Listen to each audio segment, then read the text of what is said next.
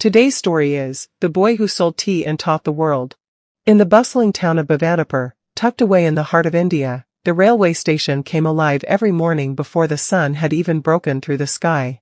Vendors shouted over one another, trains screeched on rusted tracks, and people pushed through the chaos to catch their daily rides. In the middle of it all, barefoot and barely 12, stood a boy named Aman. Aman had a kettle in one hand and a stack of clay cups in the other. His voice was strong despite his size as he called out, "Chai. Garam chai." His father had passed away when Aman was only 6, and his mother, who once taught village children, now spent her days stitching clothes to make ends meet. Aman became the family's backbone before he even knew what childhood meant. Selling tea wasn't just a job, it was survival. Unlike other children who sold at the station and ran off to play, Aman stayed around the benches. He would secretly listen to conversations, businessmen talking about profits, students sharing ideas about science and literature, and teachers preparing for exams. One day, a man in a suit sipped Aman's tea and said to his friend, "The mind is the most powerful tool. If trained right, it can change destiny." Those words stayed with Aman for weeks. That night, he asked his mother, "Ma, what's destiny?" She smiled sadly and replied, "It's the road your life walks on, Aman." He looked up with determination in his eyes. "Then I want to build my own road, Ma." Aman saved 1 rupee every day. After a few months, he bought a second-hand English grammar book. The shopkeeper laughed, "You want this? You even know what these words mean?" Aman didn't answer. He just smiled and took the book home. Every night, under a dim oil lamp, he practiced. When he didn't understand a word, he'd ask the few travelers who spoke English. Sometimes they mocked him. Sometimes they helped. But he never stopped learning. One afternoon, a school was organizing a debate competition. Aman stood at the gate, watching students in clean uniforms walk confidently into the hall. He mustered up courage and asked the gatekeeper, "Can I just watch from the back?" After hesitation, the guard let him in. The topic was, "Education is the key to success." When one speaker stumbled, the hall went silent. A teacher asked if someone else wanted to try. Aman, driven by instinct, raised his hand. Gasps echoed. "A tea boy? Speaking in English?" Permission was granted. Aman walked up, heart pounding. With shaky hands, he said, "I am not from your school. I am from the platform. I don't have books, but I borrow wisdom. I don't wear shoes, but I walk far. I believe education is not only from schools. It is from life." A pin-drop silence followed. Then came the applause. One of the teachers from the event, Mrs. Fernandez, tracked Aman down.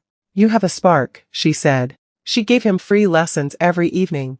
Under her guidance, Aman improved his English, learned public speaking, and more importantly, gained self-confidence. He also started speaking at community events about perseverance, self-learning, and motivation. His story spread like wildfire, the boy who sells tea but speaks like a leader. By the time Aman was 17, he had delivered speeches at multiple schools, local colleges, and even a few corporate events.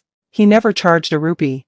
He still sold tea during the mornings to support his family, but every free moment was spent on books or writing speeches.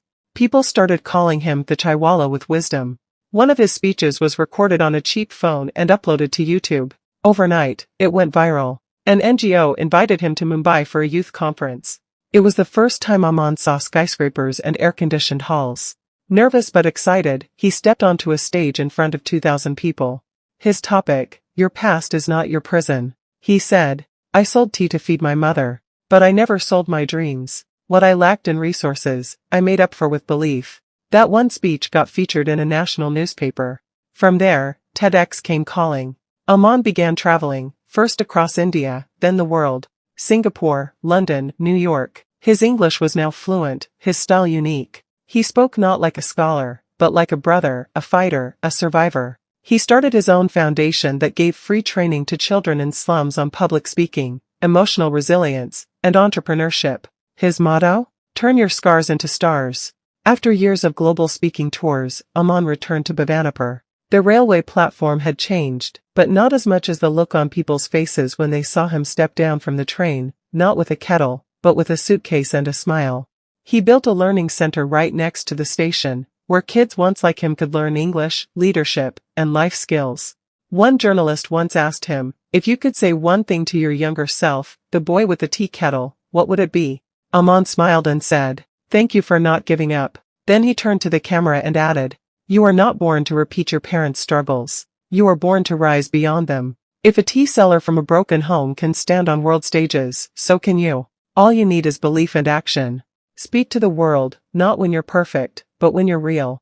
And the boy who once sold tea became the man who taught the world. Moral of the story: your background does not define your future. Consistent self-belief, learning, and action can transform even the humblest beginnings into the most inspiring journeys. That's all for today's story.